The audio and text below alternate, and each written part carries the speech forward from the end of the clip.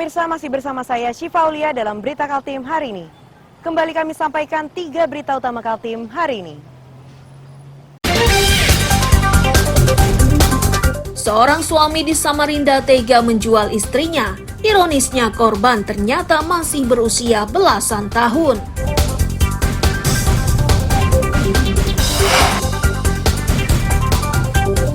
Pohon cemara setinggi 25 meter dekat mes karyawan di Samarinda tumbang dan menimpa bangunan.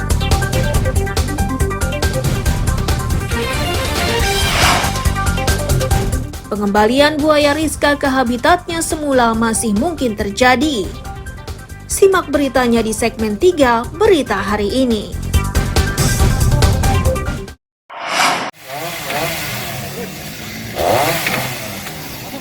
Menggunakan gergaji mesin, petugas BPBD Samarinda ini memotong batang pohon yang tumbang dan menimpa mes karyawan sebuah perusahaan di Jalan Rajawali Dalam 2, Sungai Pinang Dalam.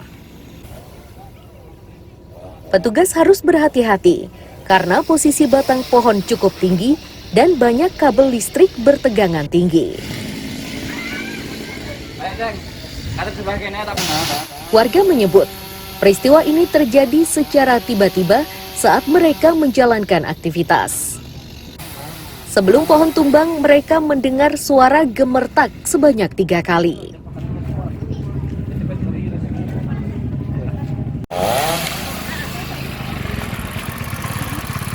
Tadi sih kebetulan jam 1 lewat itu kita duduk di warungnya Tante Ratna. Nggak ada angin sih, cuman kebetulan bunyi kerak-kerak gitu. Itu 3 kali selama 3 kali. Tiba-tiba langsung tumbang. Jadi untungnya aku bawa 2 anak kecil. 2 anak kecilnya juga dipindahkan ke sebelah. Jadi nggak ada korban apa-apa sih. Nggak ada ya? Nggak ada, Pak. Akibat tumbangnya pohon ini, yang kerusakan yang terjadi apa aja? Yang satu warungnya Tante Ratna, siangnya roboh semua. Terus sama rumah warga di sebelah.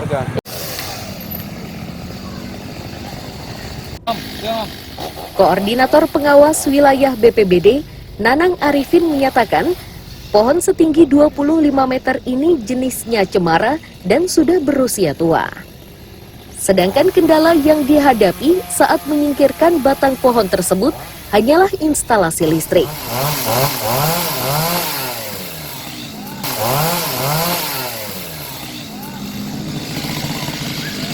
Pada pukul 13.20 telah terjadi pohon tumbang yang menimpa mes perusahaan yang terdapat 10 kakak, 25 jiwa. Untuk korban, alhamdulillah tidak ada korban jiwa dalam perihal ini. Pohon yang tumbang cukup tua, ya. Sedangkan pohonnya sendiri dikategori adalah pohon cemara. Untuk tingginya berapa ini? Untuk tingginya kurang lebih 25 meter. Ada kendala nggak Bang dalam proses evakuasi? Untuk kendala ada yang jelas instalasi listrik ya, mengenai instalasi listrik, kemudian pohon juga menggantung di atap rumah.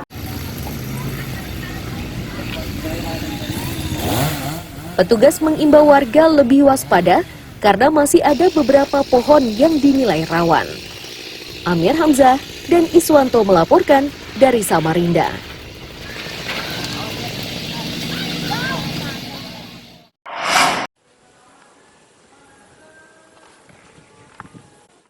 Pondok pesantren Nur Hidayah di kilometer 7 Balikpapan inilah yang disasar oleh Humas Polda Kaltim.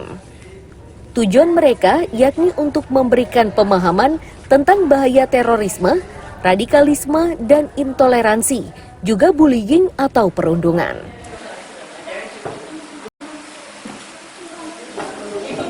Mendapat pengetahuan baru membuat santri senang. Saat berdiskusi mereka mengaku perundungan pernah terjadi, namun berhasil diatasi dengan saling mengingatkan. Akan halnya faham radikalisme, terorisme, dan intoleransi, mereka memastikan pesantrennya tidak pernah menerima ajaran tersebut dan tidak pernah bersedia menerimanya.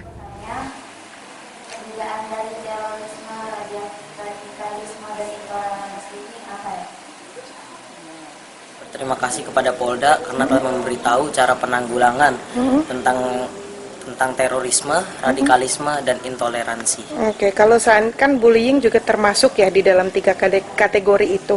Seandainya bullying itu terjadi di pesantren ini, apa yang kamu lakukan? Harus mencegahnya dan melawan supaya tidak terulang kembali. Oke, baik. Menurut kamu materi seperti ini penting nggak sih untuk kehidupan sehari-hari? Penting banget, soalnya kalau misalnya tidak diberitahu, kita tidak akan tahu bagaimana dari akibat masalah itu. Sangat penting karena dampaknya itu sangat berbahaya. Berbahayanya seperti apa nih? Berbahayanya itu karena kalau di puncak itu bisa menjatuhkan banyak korban yang tidak bersalah. Saling mengingatkan tentang dampak-dampaknya dan rasanya berada di posisi sang korban. Gitu. Pernah kejadian nggak sih di pesantren ini sendiri hal seperti itu? Pernah. Terus yang kamu lakukan apa nih? Yang saya lakukan itu untuk mencegahnya.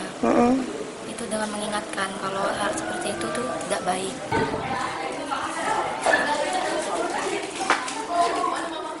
Sosialisasi ini akan terus dilakukan di semua sekolah karena dinilai penting agar para santri tidak terhasut berbagai isu menyesatkan yang berpotensi memecah belah persatuan. Amir Hamzah dan Riani Mantini melaporkan dari Balikpapan.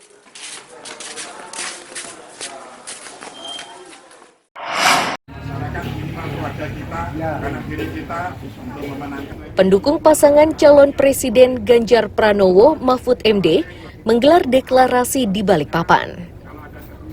Deklarasi kali ini berbeda dengan sebelumnya, sebab hanya dihadiri anggota dan kader PDIP dari kalangan tua yang menamakan kelompoknya Banteng Tua.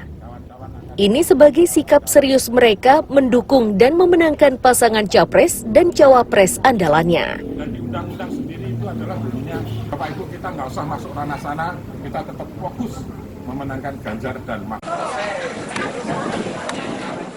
Beberapa hari yang lalu kita memang ada program melihat konstelasi politik yang ada di pusat selama ini, kita agak sedikit harus tergugah bagaimana kita menyatukan rekan-rekan khususnya Banteng Tua di Kota Balikpapan dan kaum nasionalis ini bisa menyatukan diri untuk tetap kita memberikan support kemenangan kepada pasangan Ganjar dan Mahfud untuk presiden dan wakil presiden 2024. Sebelumnya, pendukung pasangan Anies Baswedan Muhaimin Iskandar menggelar aksi demo di Sekretariat KPU Balikpapan. Ini mereka lakukan untuk meyakinkan pasangan tersebut bahwa tim mereka di daerah sudah bergerak guna menyusun kekuatan. Mereka sengaja melakukan aksinya saat pasangan tersebut mendaftarkan diri ke KPU Pusat guna membuktikan keseriusannya mendukung dan memenangkan pasangan Anies Baswedan Muhaimin. Pada hari ini kita bisa berkumpul di sini.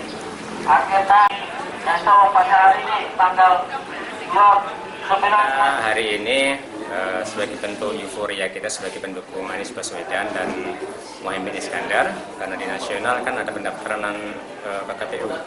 Nah, sebagai bentuk dukungan kami yang di daerah, kami melakukan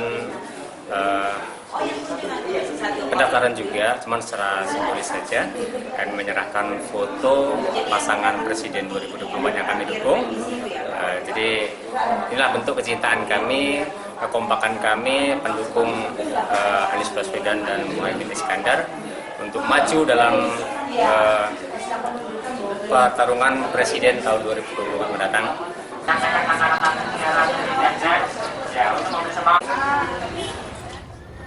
Ketua KPU Balikpapan merespon positif berbagai upaya dari pendukung capres. Namun, ia meminta agar dukungan dilakukan secara tertib dan tidak melanggar aturan KPU. Amir Hamzah dan Riani Mantini melaporkan dari Balikpapan.